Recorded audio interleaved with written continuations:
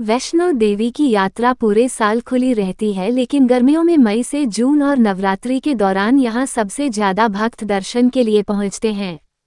माता वैष्णो देवी मंदिर देश के पवित्र धार्मिक स्थलों में से एक है।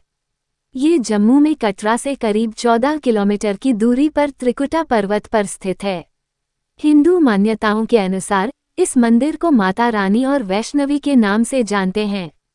पौराणिक कथा के अनुसार वैष्णो माता का जन्म दक्षिणी भारत में रत्नाकर के घर हुआ था।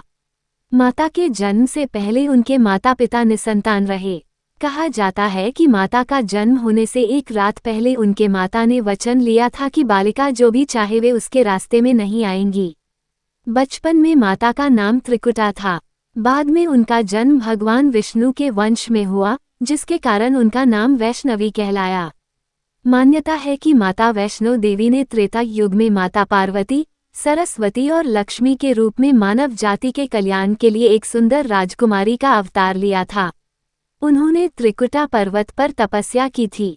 बाद में उनका शरीर 3 दिव्य ऊर्जाओं महाकाली, महालक्ष्मी और महासरस्वती के सूक्ष्म रूप में विलीन हो गया। मां वैष्णो देवी मंदिर की कहानी और महिमा के बारे में माना जाता है कि करीब 700 साल पहले मंदिर का निर्माण पंडित श्रीधर ने किया था। श्रीधर एक ब्राह्मण पुजारी थे। श्रीधर व उनकी पत्नी माता रानी के परम भक्त थे।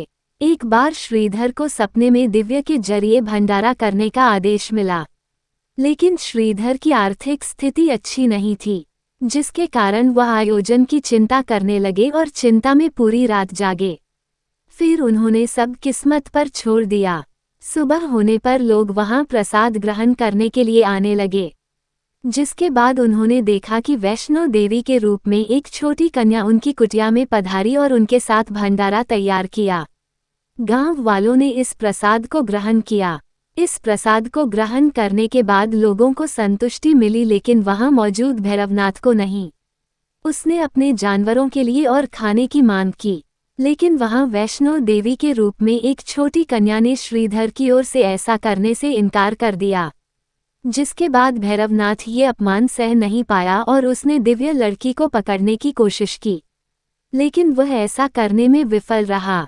लड़की गायब हो गई। इस घटना से श्रीधर को बहुत दुख हुआ।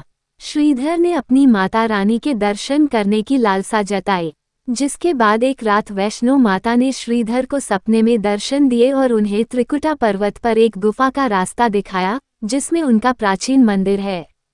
बाद में ये मंदिर दुनिया भर में माता वैष्णो देवी के नाम से जाना जाने लगा।